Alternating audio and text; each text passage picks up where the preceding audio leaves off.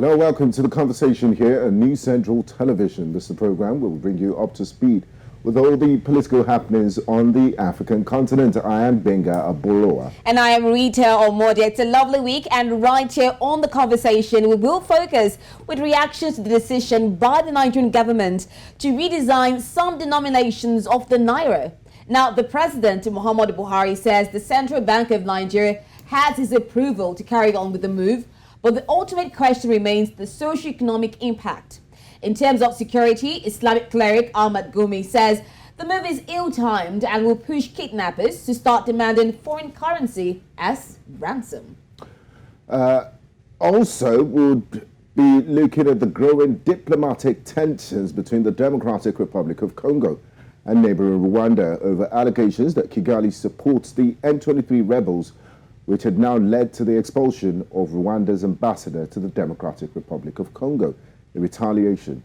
Rita, quite a lot happening in politics over the weekend in Somalia, in Tunisia, DRC, and also Nigeria as we inch towards the general elections next Definitely. year. And you know, we've had these issues going on with DRC and Rwanda. We've had diplomatic talks, but so far I'm not sure it's having any headway, so to say, with the expulsion of the ambassador. We'd have expected a lot more with the African Union, even joining talks to make sure that there's peace. They've been talking, so it means all these talks, where did they lead to? I guess once we get on that topic, our analysts will shed more light on it. Definitely, but right now, let's begin with redesigning of the Nigerian Naira notes backed by President Muhammadu Buhari. Now, the Central Bank of Nigeria says the new Naira notes will be issued beginning from 15th December 2022, while all the existing currencies will cease with legal tender from January 2023. Now, the Apex Bank says the exercise has become necessary due to the many factors, including increasing ease and risk of counterfeiting and a worsening shortage of clean and fit banknotes. Meanwhile, the Minister of Finance, Budget and National Planning, Zainab Ahmed, had earlier said she and other Federal Executive Council members were not consulted by the CBN governor before the decision was announced. But President Buhari said he gave his approval, explaining that those who have huge cash legally would have challenges exchanging them for the new notes.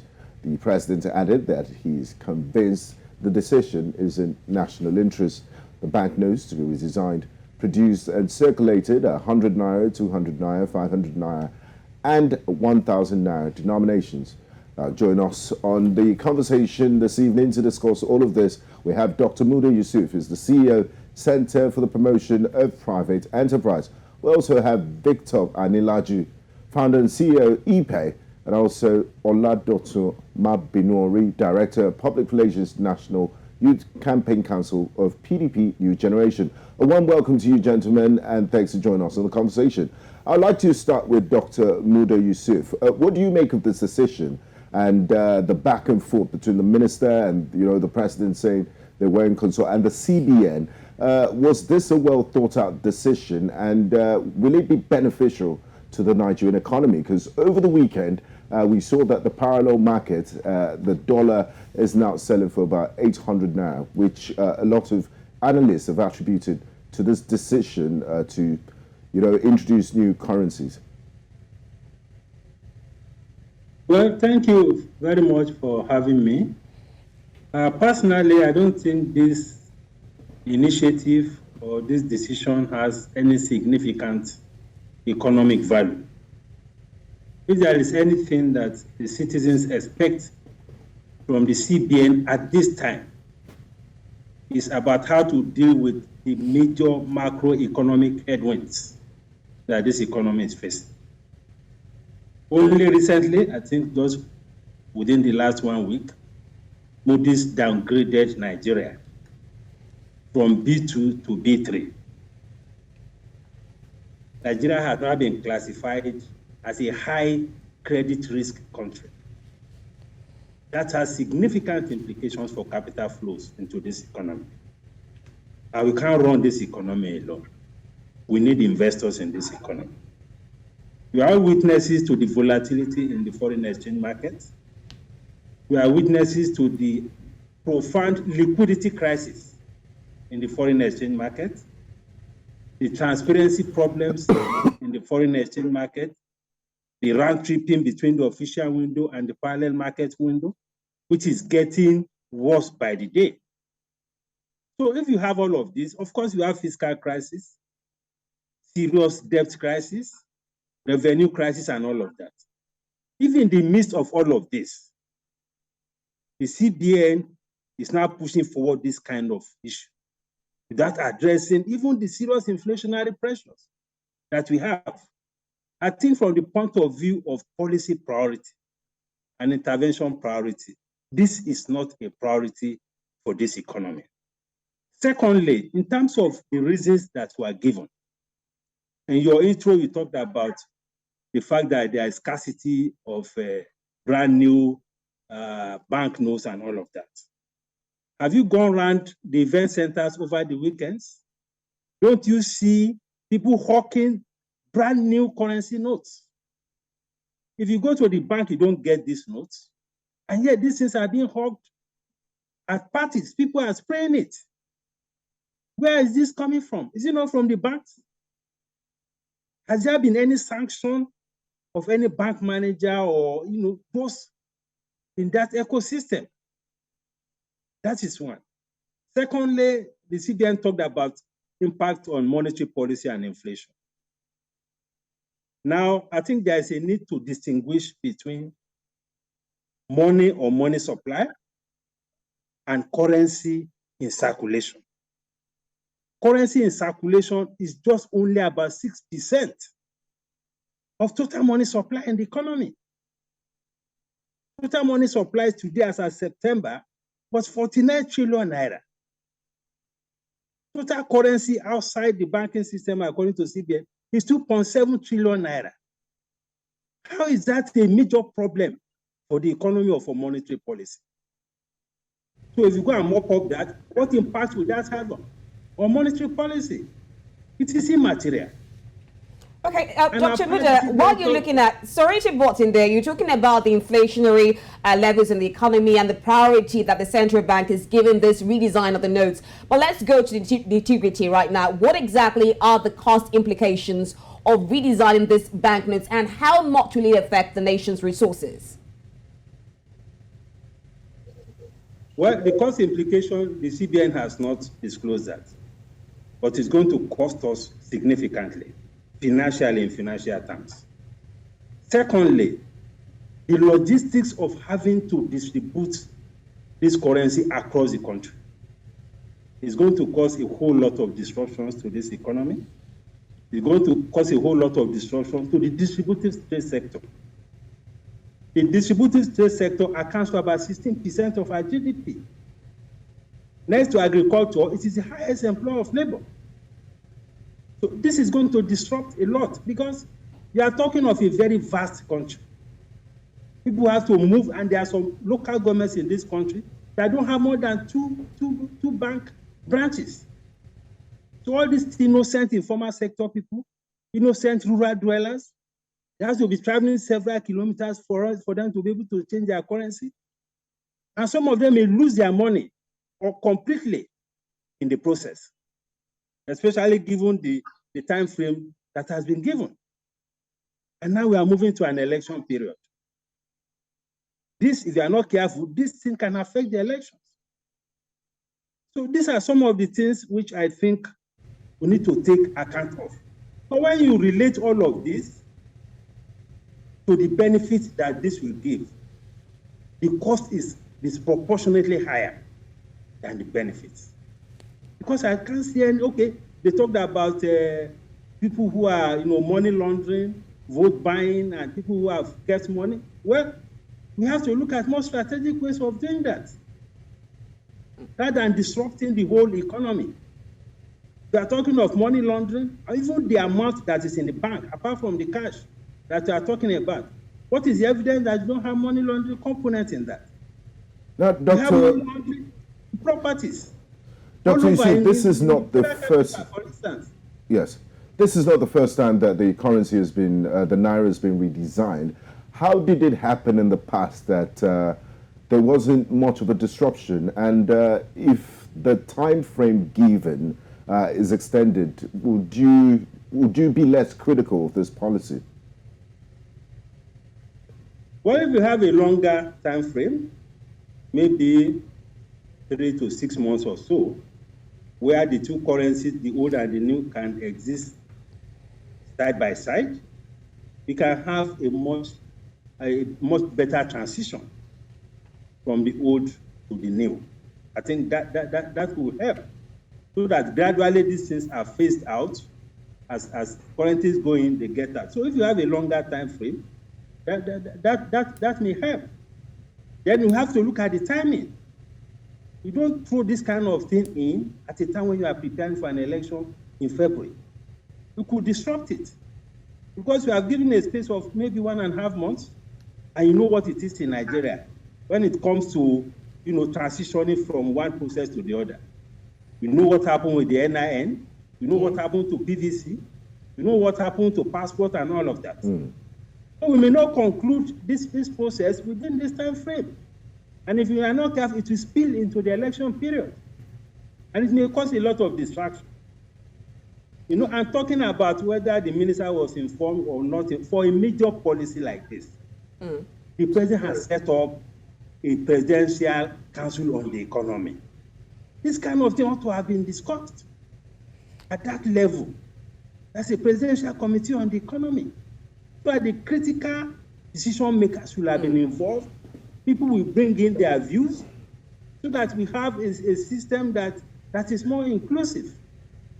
This is without prejudice to the autonomy of the CBN. Even with the autonomy does not preclude building an inclusive policy process, so that you can harness the perspectives of different people. All right, Dr. Yusuf, now other areas, they talked about the issue of counterfeit notes, so much in circulation, and the ease of counterfeiting in Naira notes. I mean, don't you see this as probably a way to address the issue of the counterfeit notes? Perhaps it is, yes. It is a way to address it. But the point I'm making here is that you don't, in the process of solving a particular problem, create even much bigger problems. Look at what has happened to the exchange rate. It is the ordinary Nigerians that will suffer from that. And you are talking of exchange rates crossing over 800, just on account of this announcement. You know the effect of exchange rate on inflation. You know the effect on inflation on poverty, on cost of living. Already the citizens are crying in pain because of the massive erosion of purchasing power. People cannot meet even basic needs. So we need to be sensitive to all of this. I'm not saying that there are no benefits at all, but you don't solve a problem and create bigger problems for people. That is the point.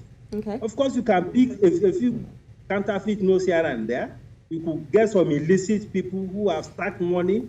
They may not be able to bring it out. Of course, those are benefits. But we should do things in a way that will minimize the pain, the disruptions in the economy.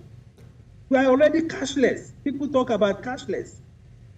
Cash as a percentage of money supply in this economy is just about 6%. Even in advanced economy, it's almost up to 10%. Cash as a percentage of our GDP is less than 2%. So the cash we have is not that much compared to the size of this economy, compared to the size of the money supply. So it's not a big deal. So those are my points. Thank you for your time, Dr. Muda Yusuf. It's been a pleasure having you join us. We look forward to talking to you some other time. Thank you. You're still here on The Conversation in News Central Television. We're discussing the Nigeria's president backing the redesign of Naira. So we'd like to bring in our second guest, Victor Ani-Laju, founder and CEO ePay, to continue this conversation. Hello, Victor. What's your take on all of this discussion we're having? Are you for the redesign, or you're indifferent, or you're against it? And what are your reasons?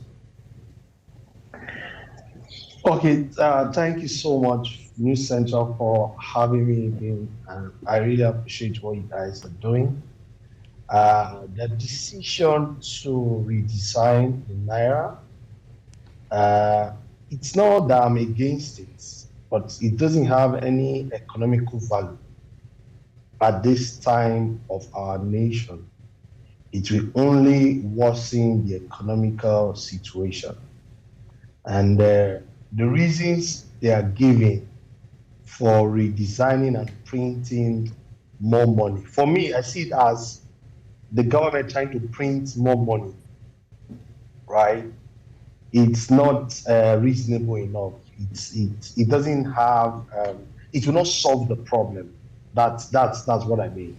I'm not saying printing of new Naira notes, it's a bad idea. I'm saying the problem, the challenges we are facing as a nation, printing new notes will not solve the problem. And number two, as we are right now as a nation, we just need common sense. You know, due to my training as an economist, we're told that when you face a complex situation, you apply common solution. You don't need to apply common strategy. The common sense will tell you that Nigerians don't like spending new notes. So if you print that new note now, we have a lot of us keeping it in our house. And that's just the common sense. The common sense is that if I know a bank today that is paying new notes or an ATM that is dispensing new notes, I will go there, withdraw my new notes, and keep it in my house.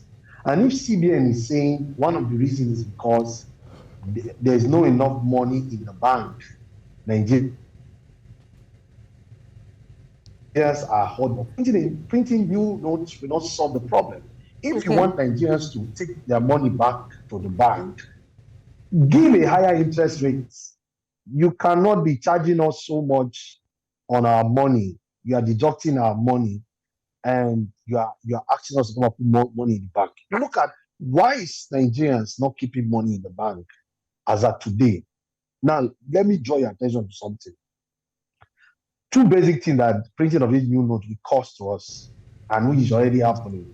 Today, if you want to buy a new currency, new Naira, they sell 20,000 Naira for 27,000 Naira.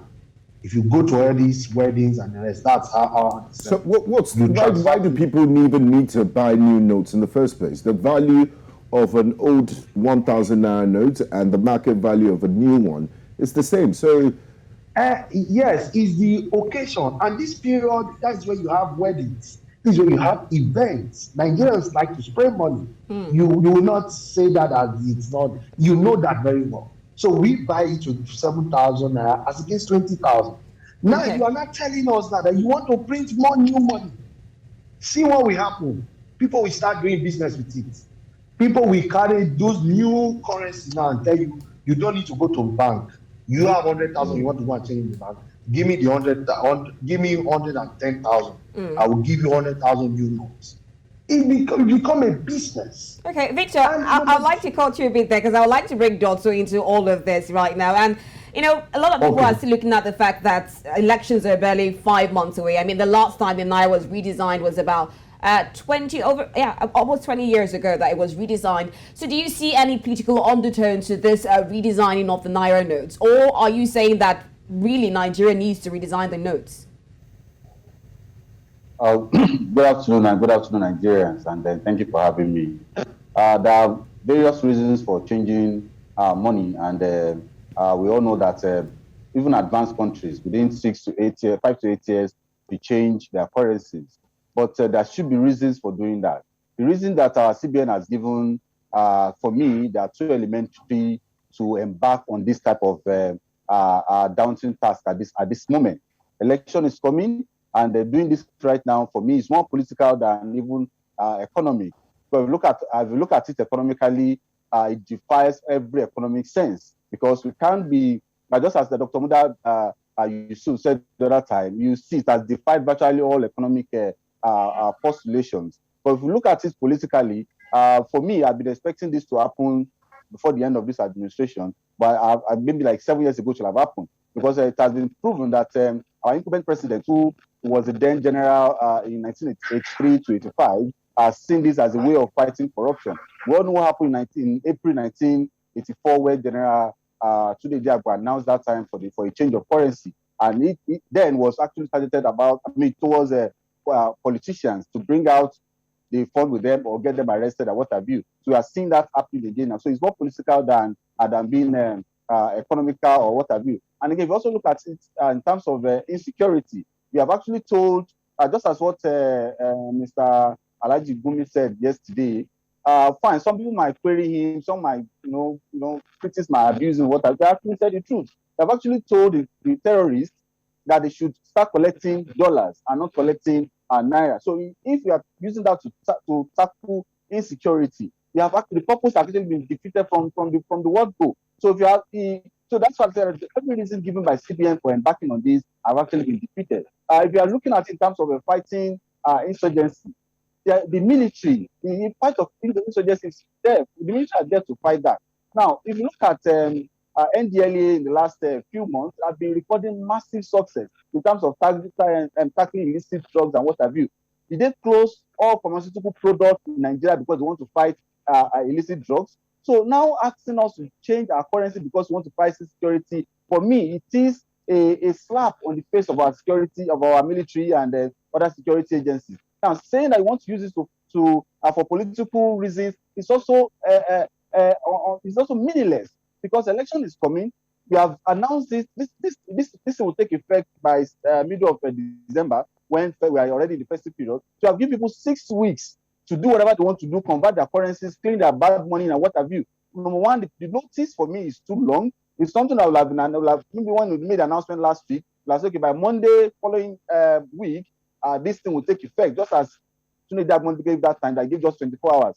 But this time around, we are giving people 6 weeks, and we have seen the effect on our foreign exchange. It's already depleting. As at this morning, we have already hit the record low of 800 naira. So that's to tell you that if this continues before the effective, the policy will become effective, which is December 15. Our naira might be 1,000 naira to $1. So this exchange rate works on sentiment, works on information. So CBN should be very much careful giving this kind of information at this day time that our naira is on a free fall. So to what effect do we have this on our inflation? Now, if naira keeps falling, for instance, I will now have exchange rate to 1,000 naira to $1. Before you know it, we have some companies that import their raw materials into the economy. So when the cost of raw materials increases, they will transfer this increase in cost of raw materials to the final consumer. This is what we call a pass-through effect. They will pass the effect of that increase in exchange rate to the final consumer. Inflation will also come in. We already have inflation at 20.77. My own little understanding of economics is that CBN should be ready to be serious about how to combat inflation, not adding to it. Where there will be spiral effect of what CBN has just done, there will be proper effect of it again, and the domino effect will be almost all over. We have some villages that we speak at, and some local government that don't have any local, that don't have any simple branch of any bank. So how do you now expect them to start coming to town to start changing their money? They're saying POS money agents can do that. There's some money agents that don't have more than 100,000 with them on a daily basis, but they're being careful also. They don't have any security officers, they don't have any police following them around, so they carry little amount of money moving around. Imagine one money agent in the entire village, and the entire village having about 50 million for them to change, because in real sense, money is not to be kept in the bank.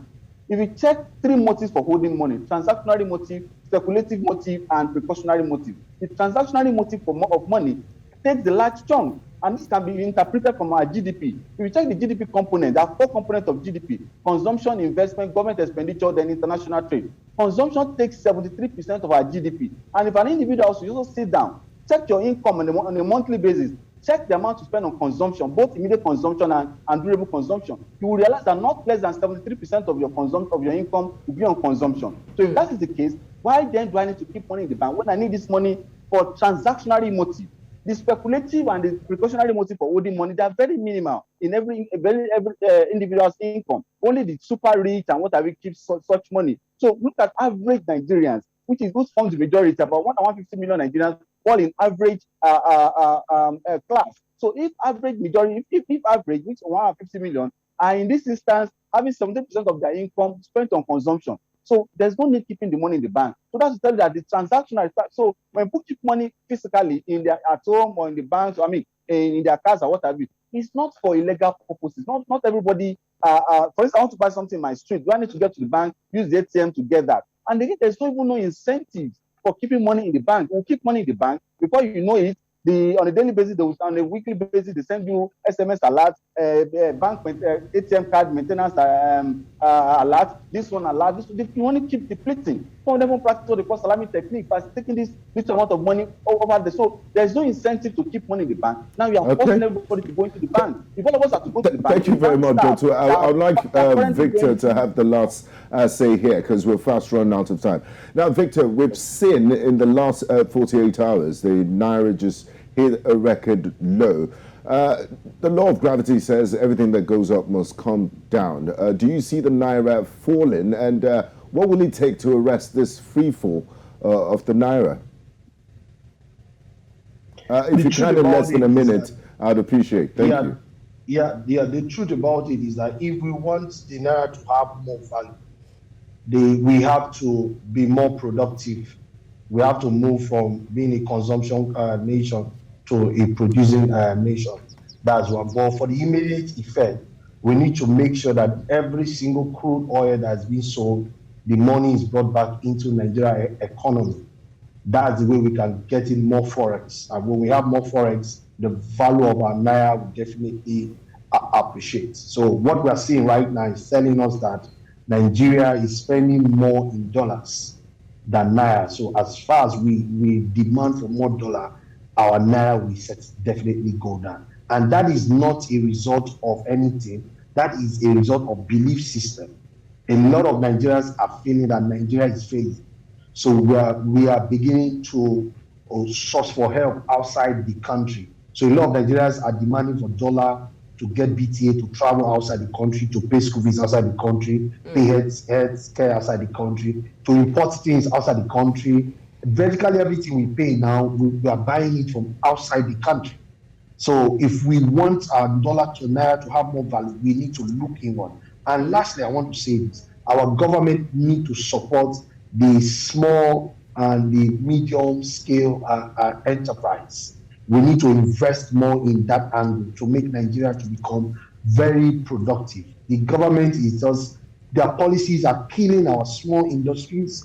And because we are no more depending on our small-scale industry, we are looking up to the foreigners, the Chinese, the Indians, the Americans, to do virtually everything that we need to do. We will need to depend more there. And I think that going forward, Nigerians need to apply common sense, especially those leading us. We don't need complex policy. Just to think like a Nigerian and apply policy in that direction. Don't give us complex policy that will make us start becoming scared. Because right now, Nigerians are becoming scared. All right, Victor, I think you've made your point quite clear, Victor. I mean, you're looking at how ways to bring back the value of the Naira. And I'm going to throw that question back to Dotun, because you talked about so many reasons why this, at the moment, should not be a priority for the Central Bank of Nigeria, looking at how the Naira is seriously crashing. So what are the ways that we can arrest the situation and bring back the value of the Naira? Yeah, it's actually simple demand, economics principle, demand and supply, cost of demand and supply. We all know that anytime demand exceeds supply, the price of goods and services will go up. And when the reverse take the place, take the order of the day, the prices will come down. So what CBN should be more concerned about now is how we earn more foreign exchange, how we stop paying subsidies, so that our dollars, we are earning dollar on sale of crude oil, it remains in the Nigeria economy, not that we are using to pay subsidy again and supposed to take it outside the country. So what CBN should be more concerned about right now is how to ensure that we have more, excuse me, how we have increase in our supply of dollar and less in demand of dollar. And how do we go about the demand? As he said the other time, is by reducing our dependence on foreign goods. That was by embarking on what we call import substitution. So those finished goods that we're importing, that we're using our hard currency to import, how do we improve them? How do we produce them locally here so that we'll stop consuming them? I mean, using our foreign exchange to buy them instead of traveling abroad. how do we build those hospitals that we are going abroad to go and receive medical service? How do we build them here so that we start putting the pressure on foreign currency will reduce? Because what CBN has done, in essence, is actually to put more pressure on dollar, on demand for dollar, and by doing that, the price of dollar will keep going up, which means our naira will continue depreciating. So I was expecting CBN, or I'm expecting CBN to concentrate more on this, on how to increase supply of inflow of dollar into Nigeria, not creating pressure on what we have in existence. And if this is a way of fighting corruption, for me, is a lost cause. It's a fine place to end this conversation. It's been quite a robust one. I'd like to say thank you to you, Oladotun, Mabinuori, Victor, Ani-Laju, and of course, Dr. Muda Yusuf, for sharing your time and insights on this subject. We do appreciate having you. Thank you. Thank you. Thank you for having me, Ms. Sandra. Thank you. More time. Okay. You're watching The Conversation on News Central Television. It's time for us to go on a break. And when we return, the Democratic Republic of Congo over the weekend expelled the ambassador of the Republic of Rwanda to the DRC. What was the reason for this? We'll tell you more on this when we return from this break. Do stay with us. The conversation continues shortly.